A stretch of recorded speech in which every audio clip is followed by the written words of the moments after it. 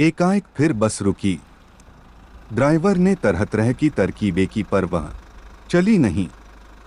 सविनय अवज्ञा आंदोलन शुरू हो गया था।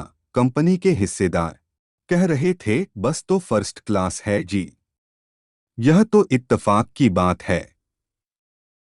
क्षीण चांदनी में वृक्षों की छाया के नीचे वह बस बड़ी दयनीय लग रही थी।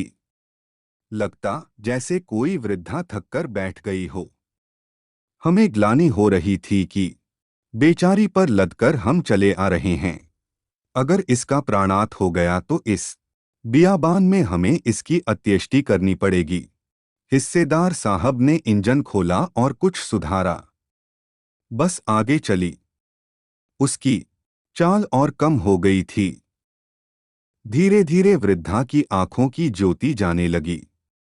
चांदनी में रास्ता टटोलकर वह रेंग रही थी।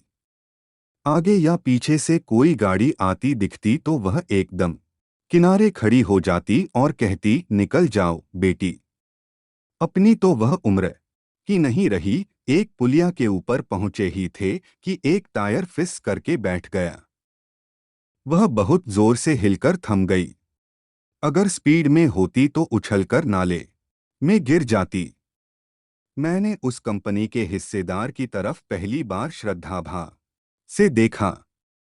वह टायरों की हालत जानते हैं, फिर भी जान हथेली पर लेकर इसी बस से सफर कर रहे हैं।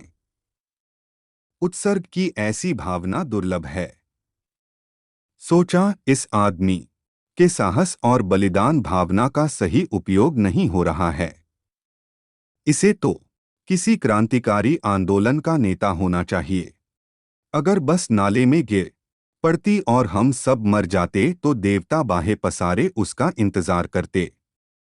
कहते वह महान आदमी आ रहा है जिसने एक टायर के लिए प्राण दे दिए। मर गया पर टायर नहीं बदला। दूसरा घिसा टायर लगाकर बस फिर चली। अब हमने वक्त पर पन्ना पहुंचने की उम्मीद छोड़ दी थी।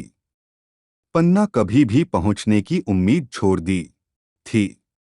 पन्ना क्या, कहीं भी कभी भी पहुंचने की उम्मीद छोड़ दी थी। लगता था जिंदगी इसी बस में गुजारनी है और इससे सीधे उस लोक को प्रयाण कर जाना है। इस पृथ्वी पर उसकी कोई मंजिल नहीं है। हमारी बेताबी तनाव खत्म हो गए। हम बड़े इत्मीनान से घर की तरह बैठ गए। चिंता जाती रही। हंसी मजाक चालू हो गया।